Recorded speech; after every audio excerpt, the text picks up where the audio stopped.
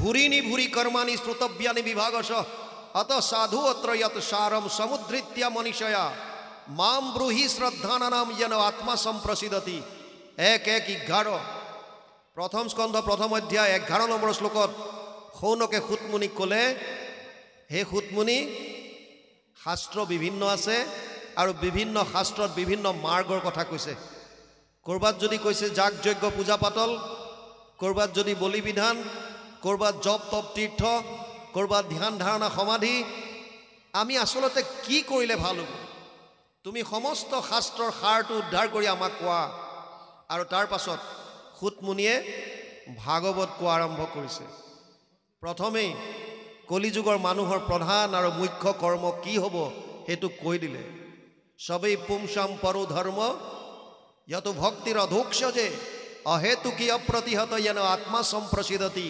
1:2-6 প্ৰথম স্কন্ধ দ্বিতীয় অধ্যায় 6 নম্বৰ শ্লোকতে সুতমুনিয়ে কৈ দিলে হে সৌনক আদি ঋষি সমস্ত কলিযুগৰ মানুহৰ পৰম ধৰ্ম এটাই হেতুৱে হৈছে কৃষ্ণত ভক্তি কেনেকৈ কৰিব দুটা মাত্ৰ শৰ্ত দিলে এটা কৈছে অহেতুকি আমি যদিও কৃষ্ণত ভক্তি কৰি আহিছো এই শৰ্ত দুটা মানিব পাৰিছনে নাই নিজে নিজে আপোনালোকে বিবেচনা কৰিব প্ৰথম শৰ্ত অহেতুকি হেতু থাকিব নোৱাৰিব নিষ্কামভাৱে আমি চকু দুটা মুদিবলৈ পালোহে দুনিয়া ভৰৰ লিষ্ট গালোৱে যত যিমান আছে এটো দিয়া হেতু দিয়া 125 টকাৰ খৰা এখন নামঘৰত দি 5 লাখ টকাৰ কন্ট্ৰাক্ট বিচৰা মানুহ আছে আগবঢ়াইছে খৰা এখন বিচাৰিছে 5 লাখ 15 লাখ টকাৰ কন্ট্ৰাক্ট আৰে দিছা 125 টকা ঘোষটোতো অলপ বঢ়াই দিয়া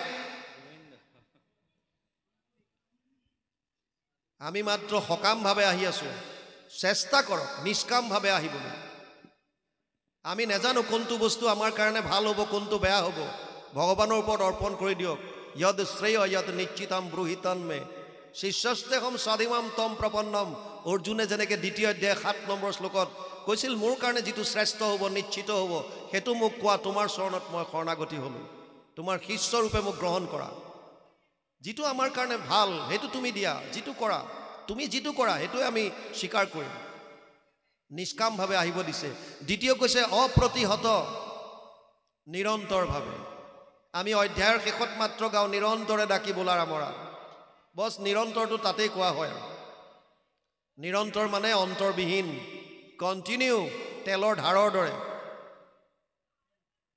এই শৰ্ত দুটা যদি মানি ল'ব পাৰো আৰু কৃষ্ণত যদি একান্ত মনে ভক্তি কৰিব পাৰো তেতিয়া হলে পৰম আনন্দ আমি হৃদয়তে অনুভৱ কৰিব পাৰিম ইয়াত তিল মানুহ সন্দেহ নাৰাখিব ভাগৱত আগবাঢ়িছে সপ্তম স্কন্ধ পালোহি নাৰদে দৈত্য শিশুসকলক দিছে উপদেশ প্ৰহ্লাদে দৈত্য শিশুসকলক উপদেশ দিছে পদৰ লগে লগে যাম এতিয়া ইয়াত কৈছে নাৰদ বদতি ধৰ্ম মহামতি শুনা পাছে যেন ভৈল শুক্ৰৰ তনয় কামে বৈশ্য হুয়া আপোনাৰ গৃহে গৈল কৈ আছে কোনে নাৰদে কাক কৈছে ধৰ্ম মহামতি যুধিষ্ঠিৰক কেতিয়া যেতিয়া ৰাজসুই যজ্ঞ হৈছিল ৰাজসুই যজ্ঞ হওঁতে আপোনালোক সকলোৱে জানে ভগৱান কৃষ্ণৰ পেহীয়েকৰ পুত্ৰ শিশুপাল পেহীয়েকক কথা দিছিল যে তোমাৰ পুত্ৰৰ মই 100টা অপৰাধ ক্ষমা কৰি দিম কিন্তু ৰাজসুই যজ্ঞত শিশুপালে অতি তিৰস্কাৰ কৰি গৈ আছে আৰু ভগৱানে বাৰে বাৰে সোঁৱৰাই দিছে শিশুপাল মই 100টা অপৰাধে ক্ষমা কৰিম বুলি কথা দিছো গতিকে নিজকে সংযত কৰ নাই শিশুপালে আৰু তৰ্জন গৰ্জন কৰি অপৰাধ ইটোৰ পিছত সিটো কৰি গৈ আছে শেষত যেতিয়া 100টা অপৰাধ সম্পূৰ্ণ হৈ গ'ল ভগৱান কৃষ্ণই তেওঁৰ হাতৰ চক্ৰ প্ৰক্ষেপণ কৰিলে আৰু শিশুপালৰ ডিঙি কাট খাই গ'ল লগে লগে যুধিষ্ঠিৰে দেখা পালে শিশুপালৰ শৰীৰৰ পৰা এগছি বন্তিৰ দৰে এটা পোহৰ ওলাই ভগৱান কৃষ্ণৰ শৰীৰত বিলীন হৈ গ'ল যুধিষ্ঠিৰে ভাবিলে এটো শিশুপালৰ আত্মা কিন্তু ইয়াৰ দৰে এজন অপৰাধী এজন পাপীৰ আত্মা ভগৱানৰ শৰীৰত বিলীন হৈ যোৱা ইকত্বম মুক্তি নিৰ্বাণ কেনেকৈ সম্ভৱ নাৰদক প্ৰশ্ন কৰিছিল হে দেৱৰ্ষি নাৰদ শিশুপালৰ দৰে পাপীও মুক্তি পায় কেনেকৈ সম্ভৱ? আৰু তেতিয়া নাৰদে যুধিষ্ঠিৰক কোৱা আৰম্ভ কৰিছিলে শিশুপাল কোন আছিল। আৰু এয়া ক'বলৈ যাওঁতে বৈকুণ্ঠৰ পাৰিষদ জয় বিজয়ৰ পৰা আৰম্ভ কৰিলে, কেনেকৈ চাৰি সিদ্ধই সাপ দিলে, কেনেকৈ হিৰণ্যকশিপু আৰু হিৰণ্যক্ষৰ জন্ম হ'ল, দ্বিতীয়বাৰ আহি কেনেকৈ ৰাৱণ কুম্ভকৰ্ণ হ'ল, আৰু তৃতীয় জন্মত কেনেকৈ শিশুপাল আৰু দন্তবক্ৰ হ'ল।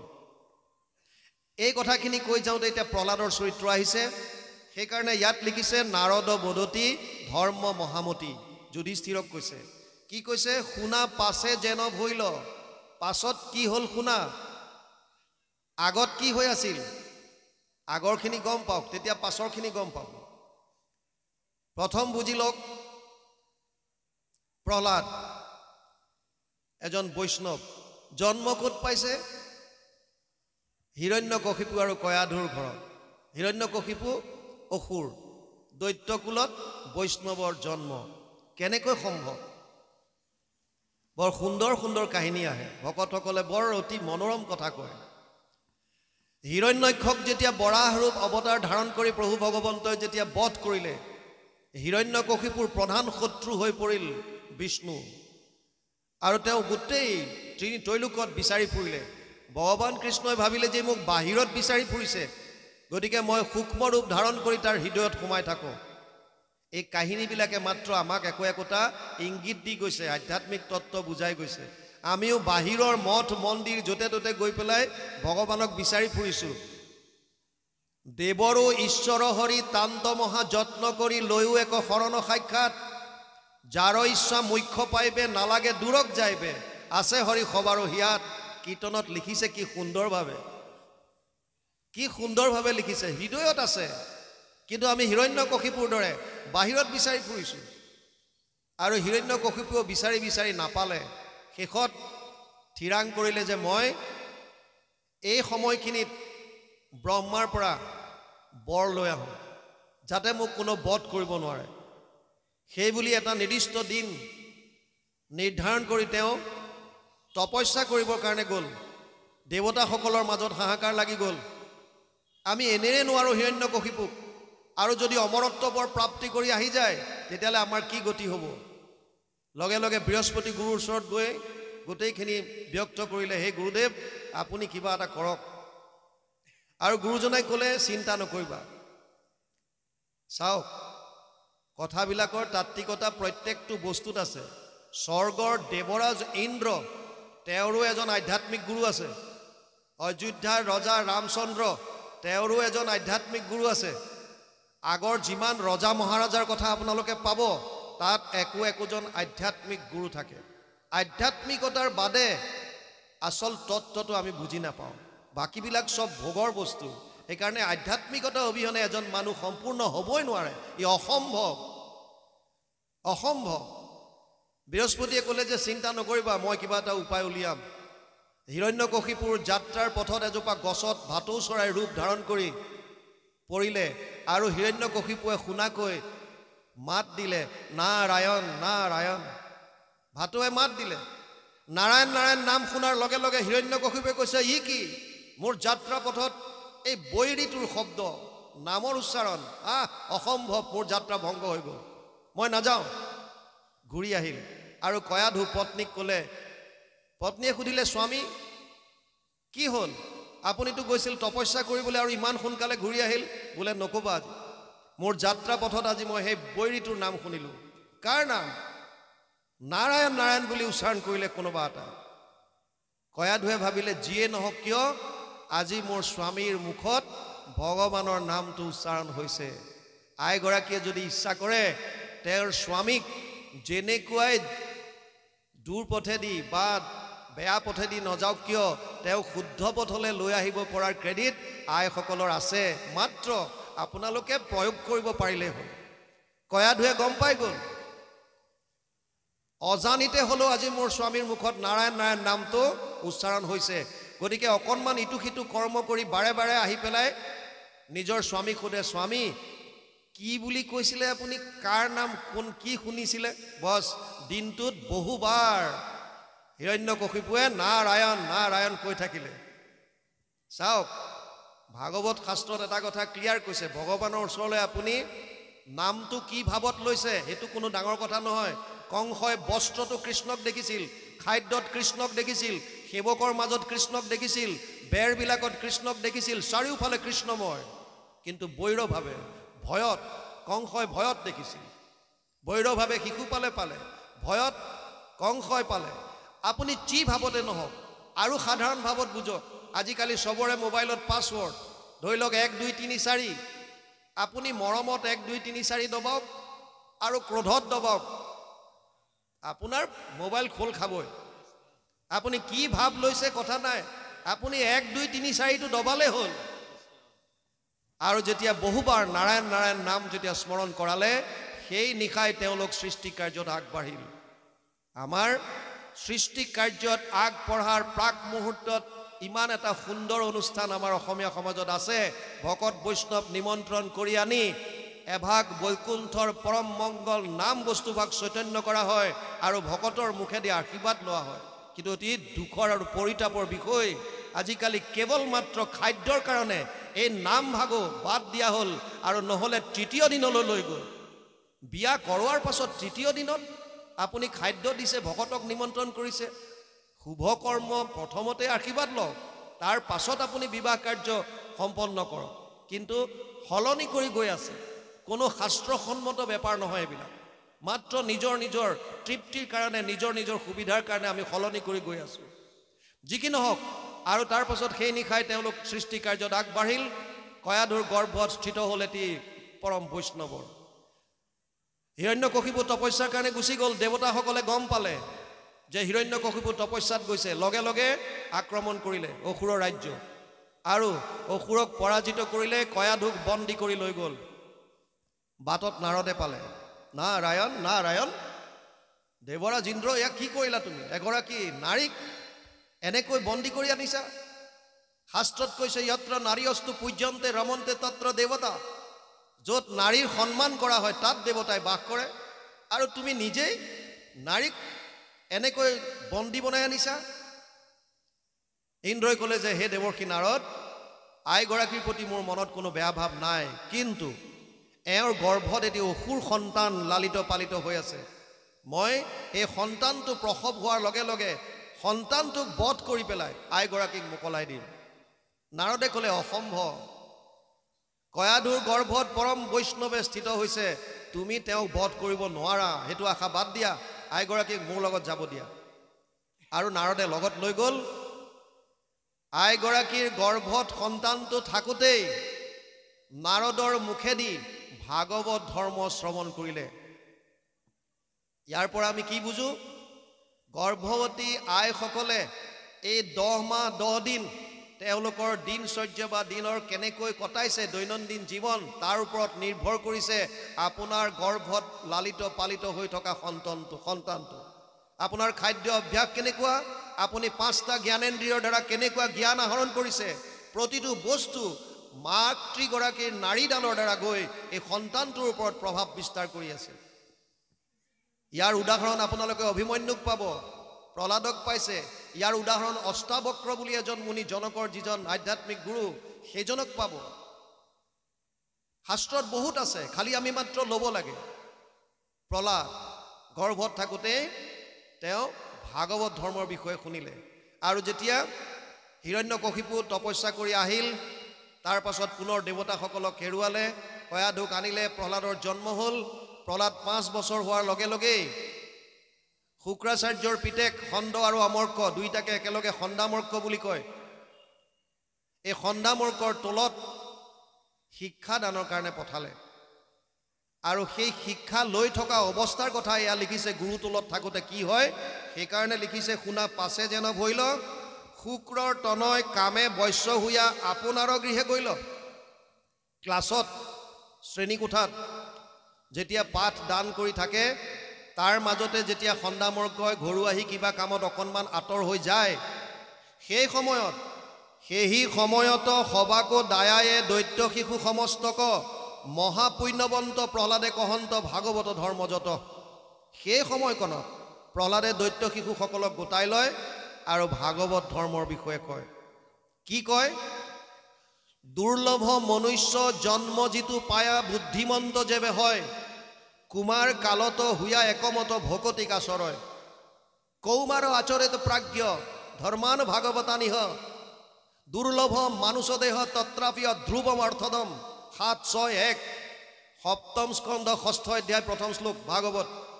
তাত কৈছে প্ৰহ্লাদে দুৰ্লভ মনুষ্য জন্ম যিটো পায়া বুদ্ধিমন্ত যেবে হয়। প্ৰথম কথা কৈছে, এতিয়াৰ পৰা আহি গ'ল মূল তত্ত্বৰ কথা।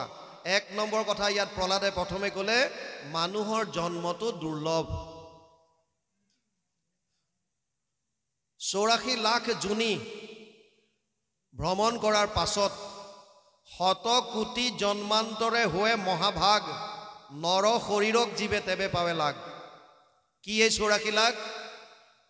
20 লাখ সব স্থাৱৰ জানো, 9 লাখ জলচৰ সব মানো, 11 लाख कुर्म कवि गावे, पक्षीगण 10 लाख बतावे, 30 लाख पशु जानहु भाई, 4 लाख बंदर दुखदाई, जब ये 84 लाख कट जावे तब कहूँ मानुष तन पावे। 20 लाख स्थावर माने गस गसनी प्रजाति जीवय मानुहर जुनि पुआर प्राक मुहूर्तत 20 लाख गस गसनी प्रजाति भ्रमण करिबलगिया হয়। 9 लाख जलत थका प्राणी प्रजाति 29-29, 11 लाख काछर दरे सरीसृप जातीय प्राणी प्रजाति 29-11-40, 10 लाख चराई चिरिकटी प्रजाति 40-10-50, 30 लाख विभिन्न जंतुर प्रजाति 80 लाख, 4 लाख बांदर प्रजाति सर्वमुठ 84 लाख। 84 लाख जुनि भ्रमण करार पाছত আমি এটো শৰীৰ পাইছো। প্ৰহ্লাদে কৈছে এই ইমান দুৰ্লভ শৰীৰটো পায় যদি বুদ্ধিমন্ত হয় তেতিয়াহলে কি কৰে? কুমাৰ কালত হুয়া একমত ভকতি কাছৰয়। কুমাৰ কালৰ পৰাই তেতিয়া তেওঁ ভক্তিক ধৰিব যদি বুদ্ধিমন্ত হয়। কিয়? ভক্তি কৰিলে কি হ'ব?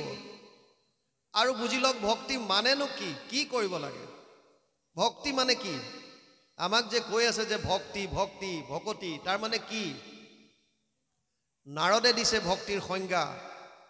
ভক্তি প্ৰেম স্বৰূপা। ভক্তি মানে প্ৰেম, ভাল পোৱা। মই মোৰ মাক ভাল পাওঁ, মাতৃভক্তি। মই মোৰ দেউতাক ভাল পাওঁ, পিতৃভক্তি। মই দেশখনক ভাল পাওঁ, দেশভক্তি। মই ভগৱানক ভাল পাওঁ, ভগৱত ভক্তি। ভাল পাব লাগিব। কিয়? ভাল পালে কি হ'ব? আপুনি যাক ভাল পায় 24 ঘণ্টাত বেছিভাগ সময় এই বস্তু বা ব্যক্তিটোৰ কথা আপোনাৰ মনলৈ আহি থাকে। যাক আপুনি ভাল পায় আপোনাৰ ভাল পোৱা জনৰ কথা, ই বস্তু হ'ব পাৰে, ব্যক্তি হ'ব পাৰে, তেওঁলোকৰ কথা 24 ঘণ্টাত বেছিভাগ সময় আমাৰ মনলৈ আহি থাকে। আৰু শাস্ত্ৰত কৈছে, গীতাত অৰ্জুনক কৈছে তস্মাৎ সৰ্বেষু কালেষু মাম অনুস্মৰ যুদ্ধচ্চ ময়ো অৰ্পিত মনোবুদ্ধিৰ মামে বৈশ্যস্য অসংশয়। 8ম অধ্যায় 7 নম্বৰ শ্লোক গীতা। হে অৰ্জুন, প্ৰতিটো মুহূৰ্তত মোক স্মৰণ কৰ আৰু তই তোৰ কৰ্তব্য কৰ্ম কৰি যা। তোৰ মন আৰু বুদ্ধি মোক অৰ্পণ কৰ, এনেকৈ তই মোক পাবি।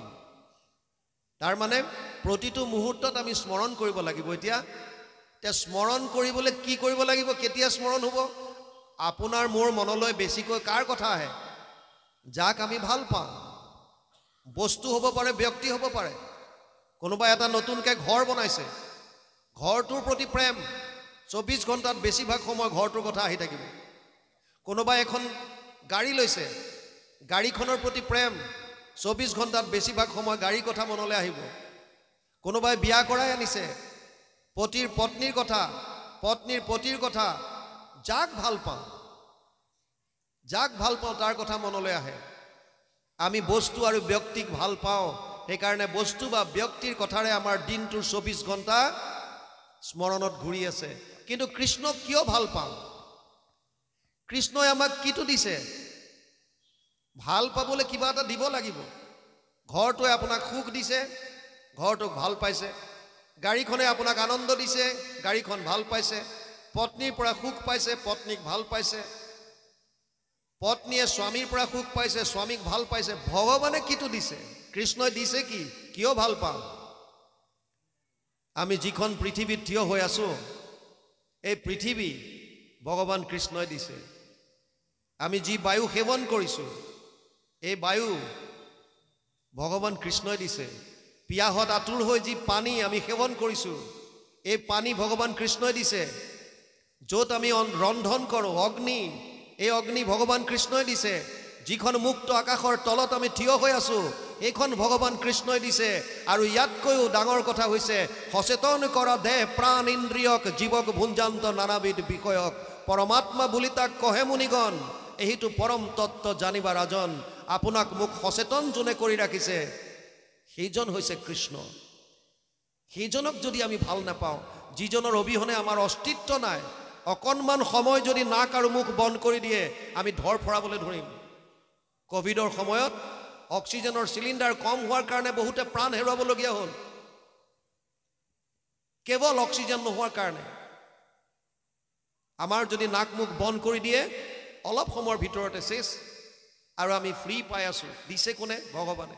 তথাপিও তেওঁক ভাল পাবলৈ শিকা নাই, তথাপিও তেওঁৰ প্ৰতি আমাৰ প্ৰেম নাই। এবাৰতো ভাল পাবলৈ শিকক। আৰু যদি ভাল পায়, আপোনাক কোনেও ক'ব নালাগে ভগৱানৰ কথা স্মৰণ কৰ, অহৰহ হাঁহি থাকিব, আপোনাৰ প্ৰেমিক হৈ যাব, যেনেকৈ গোপীসকল কৃষ্ণৰ প্ৰেমত বলীয়া হৈ আছিল। সেইকাৰণে ইয়াত কৈছে, যিজন অতি বুদ্ধিমন্ত হ'ব, তেওঁ কুমাৰ কালৰ পৰা ভক্তিক আচৰণ কৰিব। মনুষ্য জনমে ধৰ্ম অৰ্থ কাম মুখ্যকো পাৰে দিবাক, হেন জানি যত ভকতি কৰক যাৰ ইচ্ছা তৰিবাক। যদিও ভাগৱত ধৰ্ম বা আমাৰ গুৰুজনাই প্ৰৱৰ্তন কৰা এক শৰণ হৰিনাম ধৰ্ম, আমি মুক্তিকো বাঞ্ছা কৰাৰ কথা কোৱা নাই। ভাগৱতৰ দ্বিতীয় শ্লোকটোতেই উচ্চাৰণ কৰিছে ধৰ্ম প্ৰৌজিত কেইতৱ। কেইতৱ ধৰ্ম বাদ দিয়াৰ কথা কৈছে। কেইতৱ মানে এই ধৰ্ম, চাৰি পুৰুষাৰ্থ মুখ্য। এই ধৰ্মৰ প্ৰতিও যাৰ ইচ্ছা নাই, মুক্তিটো নিস্পৃহা যিটো, সেহি ভকতক নম। যাৰ মুক্তিৰ প্ৰতিও ইচ্ছা নাই, কিন্তু তথাপিতো ঈশ্বৰমুখী হোৱা বুলি আমি যদি ধৰি লওঁ, ঈশ্বৰমুখী হ'বৰ কাৰণে মানুহৰ শৰীৰটোৱে কেৱল আৰু কেৱল ইয়াৰ কাৰণে অধিকাৰী। বাকী কোনো যোনিত আমি এই চাৰি পুৰুষাৰ্থ সাধন কৰিব নোৱাৰোঁ। মনুষ্য শৰীৰতহে পাতিছে, মনুষ্য জনমে ধৰ্ম অৰ্থ কাম মুখ্যকো পাৰে দিবাক, হেন জানি যত ভকতি কৰক যাৰ ইচ্ছা তৰিবাক। চাৰি পুৰুষাৰ্থৰ ক্ৰমটো চাওক। প্ৰথমতে দিছে ধৰ্ম, তাৰ পাছত আহিছে অৰ্থ, তাৰ পাছত আহিছে কাম, তাৰ পাছত আহিছে মুখ্য। কিন্তু অতি পৰিতাপৰ বিষয়, আমি ধৰ্মটো বাদ দি থৈছো, মুখ্যৰ কথাও বাদ দি থৈছো, এই মাজৰ দুটাত লাগি আছো। আমাক কেৱল টকা পইচা লাগে, অৰ্থ, আৰু তাৰ বিনিময়ত আমি কাম বাসনা পূৰণ কৰিব বিচাৰিছো। আশা পাশা সতেৰবদ্ধ কাম ক্ৰোধ পৰায়ণ, ইহন্তে কাম ভোগাৰ্থময় ন্যায়ন অৰ্থ সঞ্চয়ান। ষষ্ঠাদশ অধ্যায় 12 নম্বৰ শ্লোক গীতা। অৰ্জুনক কৈছে, হে অৰ্জুন, আশাৰ পাশত বন্দী হৈ মানুহে দুৰ্নীতিৰ দ্বাৰা অৰ্থ সঞ্চয় কৰাত লাগিব। মনুষ্য জন্ম পাইছো, আৰম্ভ কৰিবলৈ দিছে ধৰ্মৰ দ্বাৰা।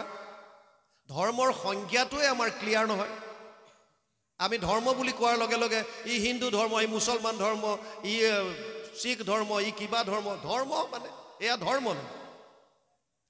এইবিলাক হৈছে একো একোটা সম্প্ৰদায়, ঈশ্বৰ উপাসনা কৰাৰ একো একোটা মাৰ্গৰ ওপৰত ভিত্তি কৰি একো একোটা সম্প্ৰদায় হৈছে। এইটো ধৰ্ম নহয়। ধৰ্ম হৈছে আমি যাক ধাৰণ কৰি ৰাখিছোঁ। জুই নিজৰ ধৰ্ম হৈছে জুয়ে তাপ দিয়ে, প্ৰকাশ দিয়ে, সংস্পৰ্শত আহিলে জ্বলাই দিয়ে, এইটো জুই ধৰ্ম। চেনীৰ ধৰ্ম হৈছে মিঠাপন, চেনীৰ ধৰ্ম হৈছে মিঠাপন। যদি জুয়ে নিজৰ ধৰ্মটো বাদ দিয়ে, জুইৰ অস্তিত্ব শেষ। চেনীয়ে যদি মিঠাপন বাদ দিয়ে, চেনীৰ অস্তিত্ব শেষ। এতিয়া মানুহৰ ধৰ্ম কি হ'ব? মনুস্মৃতিত ধৰ্মৰ 10টা লক্ষণ দিছে। ধৃতি, ক্ষমা, দম, অস্তেয়, শৌচম, ইন্দ্ৰিয় নিগ্ৰহ, ধীৰ, বিদ্যা, সত্যম, অক্ৰোধ, দশকম ধৰ্ম লক্ষণ। 10টা ধৰ্মৰ লক্ষণ দিছে। প্ৰথমটোতে কৈছে ধৃতি। আপুনি কি ধাৰণ কৰি আছে, এইটোৱে আপোনাৰ ধৰ্ম। মই ভাৰতীয়, মই অসমীয়া, মই উজনিৰ, মই নামনিৰ, মই কেওট, মই কলিতা, মই আহোম, মই ব্ৰাহ্মণ, মই সুধীৰ, আপুনি কি ধাৰণ কৰি আছে? আৰু আটাইতকৈ ইণ্টাৰেষ্টিং কথা, এটা ল'ৰাই যদি সৰু কালিতে ধাৰণ কৰি ল'লে যে মই এজনী ছোৱালী, আৰু যদি আচৰণ, চলা ফিৰা, কথা বতৰা, আচাৰ ব্যৱহাৰ ছোৱালীৰ নিচিনাকে যদি কৰা আৰম্ভ কৰি দিলে, ছোৱালীৰ দৰে যদি সব চলা ফিৰা আৰম্ভ কৰিলে, আচাৰ ব্যৱহাৰ সব ছোৱালীৰ দৰে যদি আৰম্ভ কৰিলে, মনত যদি ধাৰণাটো ধৰি ল'লে যে মই ছোৱালী, মই ছোৱালী, মই ছোৱালী, আপোনালোকে জানি আচৰিত হ'ব এইখন দেশত ডাঙৰ হৈ লিংগ পৰিৱৰ্তন কৰি ল'ৰা ছোৱালী হৈ গৈছে। কিয়? ধাৰণ কৰি ৰাখিছে, পুহি ৰাখিছে। সেইটো আমি শৰীৰটোকে মই বুলি ধাৰণ কৰি আছো, আৰু শৰীৰৰ লগত সম্বন্ধিত এই যত যিমান আছে সেইটোৱে মোৰ ধৰ্ম বুলি ভাবি আছো। আৰু গুৰুজনাৰ ধৰ্ম ইয়াতকে বহুত ওপৰত। তেওঁ কৈছে সমস্ত ভূতত ব্যাপী আছো মই, হৰি সবাকো মানিবা তুমি বিষ্ণু বুদ্ধি কৰি। বিষ্ণুময় চোৱাচোন চবকে, আত্মাৰূপে দৰ্শন কৰা। আনকি উদ্ধৱক কোৱাৰ চলেৰে ভগৱান কৃষ্ণই কৈছে সমস্ত ভূতত বিষ্ণু বুদ্ধি নুহি যাবে, কায় বাক্য মনে অভ্যাসী বা এহি ভাবে। কেতিয়ালৈকে? যেতিয়ালৈকে কুকুৰৰ শৃগালৰ গৰ্দভৰো আত্মাৰাম আমি দৰ্শন কৰিব নোৱাৰো। কি সুন্দৰ! কিন্তু নাই, আমি ধাৰণ কৰি ৰাখিছো মই উজনিৰ, মই নামনিৰ, মোৰ এইখন গাঁৱৰ অমুকৰ, বেলেগ বেলেগ ধৰণৰ আমি ধৰ্ম বনাই ললো। ক্ষমা দ্বিতীয় ধৰ্মৰ লক্ষণ। যদি আপুনি কাৰোবাক ক্ষমা কৰিবলগীয়া আছে, ক্ষমা কৰি দিয়ক, একদম পলম নকৰিব। কাৰো প্ৰতি দ্বেষ ৰখাৰ কোনো প্ৰশ্নই নাই। যদি কাৰোবাক ক্ষমা কৰি দিব পাৰে, ক্ষমা কৰি দিয়ক। কাৰোবাৰ ওচৰত যদি ক্ষমা বিচাৰিবলগীয়া আছে, অনতি পলমে গৈ ক্ষমা বিচাৰক, মোৰ ভুল হৈ গ'ল, মোক ক্ষমা কৰক। ধৃতি, ক্ষমা, দম। এই 10টা লক্ষণত 2টা বস্তু দিছে দমনৰ ওপৰত। এটা দিছে দম, এটা দিছে ইন্দ্ৰিয় নিগ্ৰহ। সাধাৰণতে দম ইন্দ্ৰিয়ৰ দমন বুজায়, কিন্তু ইয়াত ইন্দ্ৰিয় নিগ্ৰহ বেলেগে দিয়াৰ কাৰণে এই দমটোৱে মনৰ ওপৰত কণ্ট্ৰল বুজাইছে। মনৰ ওপৰত সংযম, ইন্দ্ৰিয়ৰ দমন। ধৃতি, ক্ষমা, দম, অষ্টেয়, বেলেগৰ বস্তু চুৰ কৰি ননা। শৌচম, পবিত্ৰতা। ধৰ্মৰ এটা লক্ষণ হৈছে পবিত্ৰতা। শৌচাম সদীবিধম প্ৰোক্তম বাহ্যম অভ্যন্তৰম তথা মৃজলাভ্যাম স্মৃতম বাহ্যম ভাৱশুদ্ধি তথান্তৰম।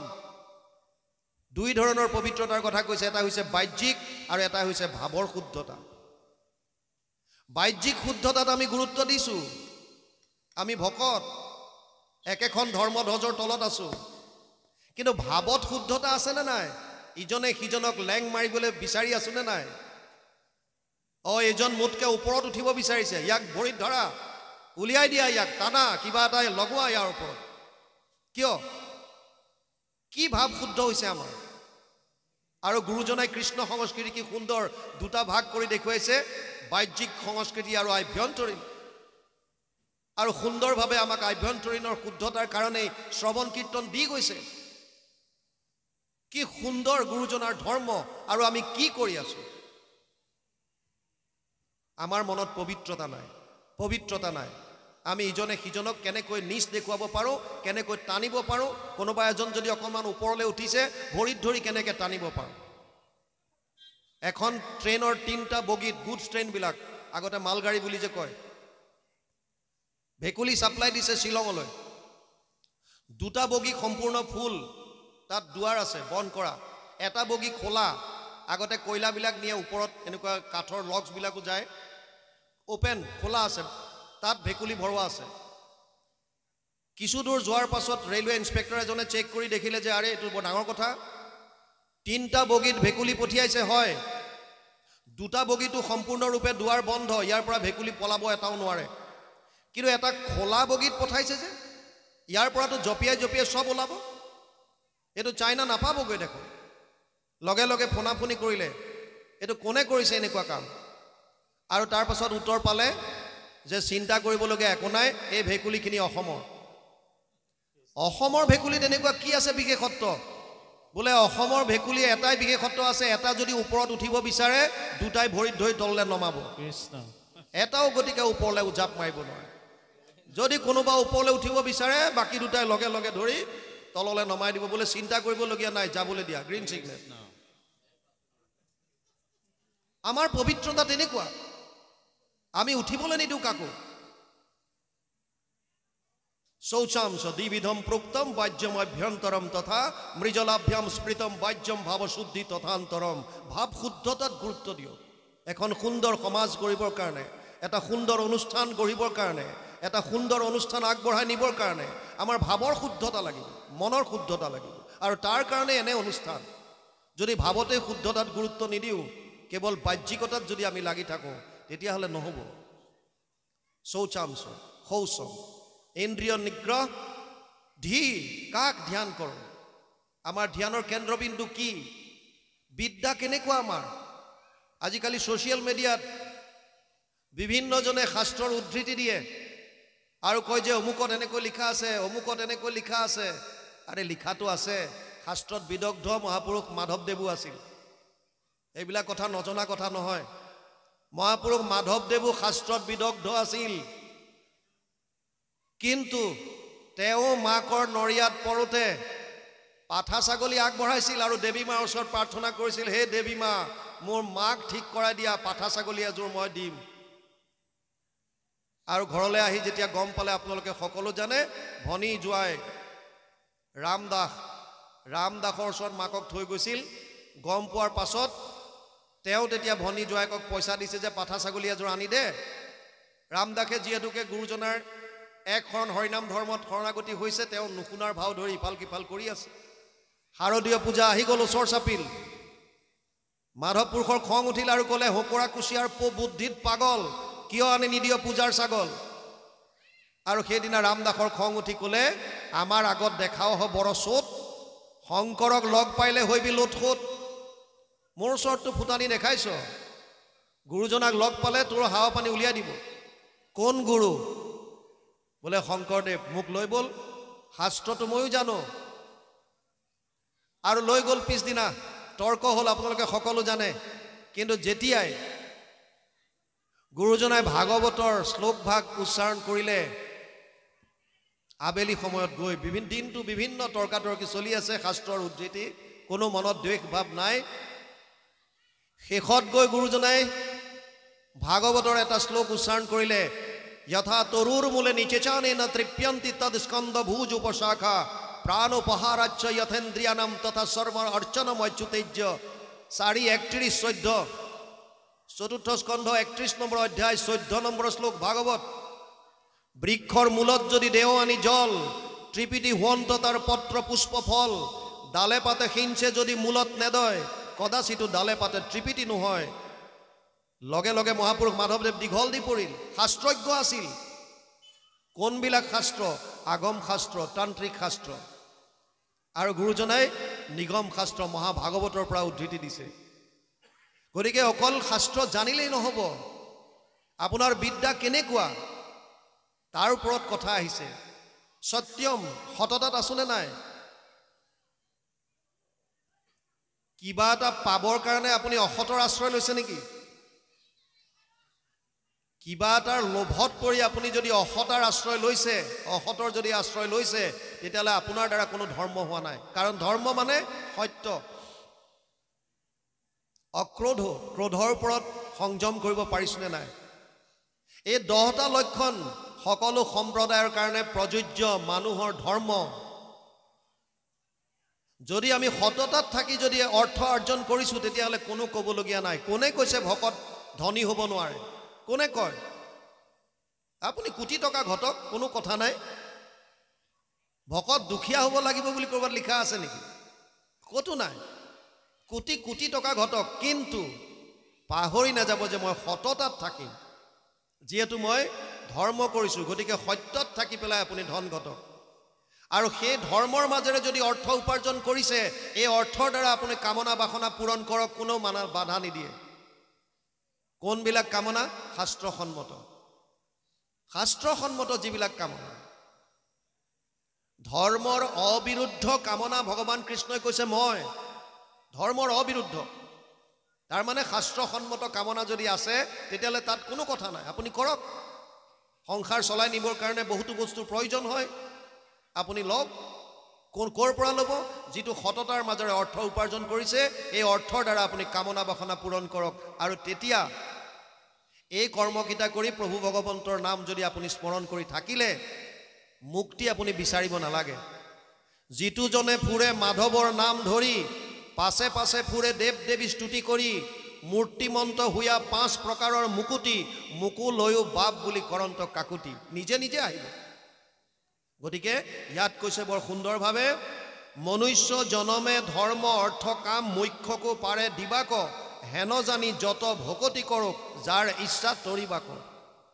যোনে মানুহৰ জন্ম সফল কৰিব বিচাৰিলে, মহাপুৰুষ মাধৱদেৱে সুন্দৰ ফৰ্মুলা দিছে ঘোষাত। মানৱী জনম সফল কৰাৰ ফৰ্মুলা মহাপুৰুষ মাধৱদেৱে ঘোষাত লিখিছে, হৰিৰ চৰণে শৰণ লৈলো, মানৱী জনম সামফল কৰিলো। আৰু গুৰুজনাই কৈছে, মনুষ্য শৰীৰ পাই যিটো নৰগণ, নকৰে তোমাৰ যদি শ্ৰৱণ কীৰ্তন, বিফলে জনম গৈলা ভৈলা সৰ্বনাশ, জীৱন্ততে মৰাশীটো ভাথিৰ নিশ্বাস। গতিকে ইয়াত প্ৰহ্লাদেও দৈত্য শিশুসকলক কৈছে, মানুহৰ জন্ম অতি দুৰ্লভ। এই দুৰ্লভ জন্মটো পোৱাৰ পাছত যিজন বুদ্ধিমান হয় তেওঁ কুমাৰ কালৰ পৰা ঈশ্বৰত ভক্তি কৰে। কাৰণ এই মানুহৰ জন্মটোৱে, মানুহৰ শৰীৰটোৱে 4 পুৰুষাৰ্থৰ কাৰণে উত্তম তনু, ইয়াৰ বাহিৰে আৰু বেলেগত এইটো সুবিধা নাই। ইয়ালৈকে গৈছে।